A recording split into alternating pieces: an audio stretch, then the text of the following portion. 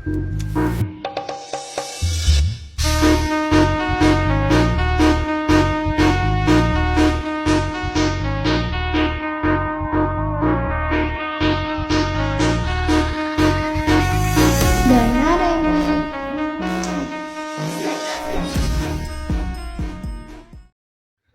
Assalamualaikum warahmatullahi wabarakatuh.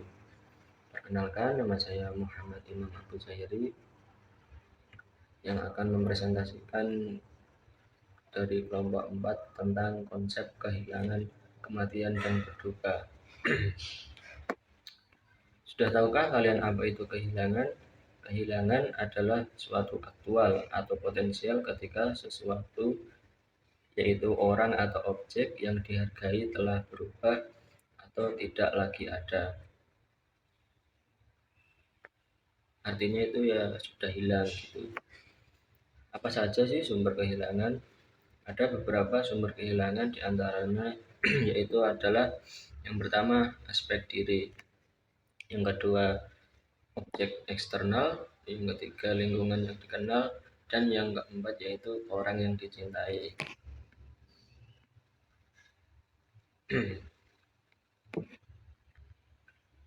Apa saja sih jenis kehilangan itu?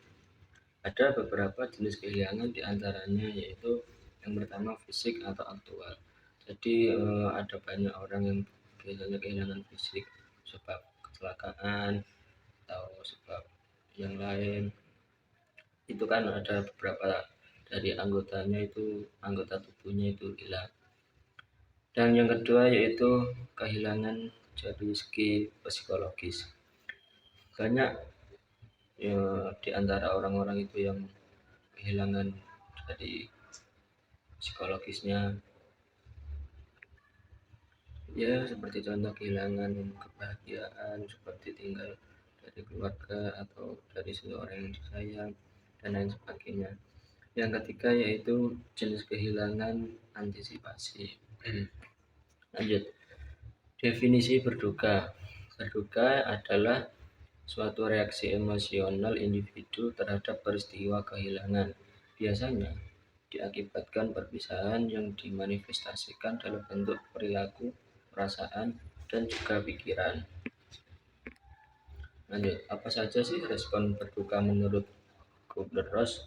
Ada beberapa, yaitu satu, fase menayangkan atau denial. Yang kedua, fase tawar-menawar. Dan yang ketiga, fase depresi dan fase penerimaan. Lanjut, dampak berduka sesuai kelompok usia, meliputi masa kanak-kanak, masa remaja atau dewasa muda, dan yang terakhir yaitu masa lansia. Untuk asuhan keperawatan klien dalam proses kehilangan dan kedukaan. Pengajian keperawatan pada klien yang mengalami proses kehilangan meliputi 3 komponen utama, yakni riwayat keperawatan, sumber coping personal, perlu mengkaji klien dalam menghadapi kehilangan, serta sumber-sumber yang tersedia bagi klien untuk bercoping dengan situasi tersebut.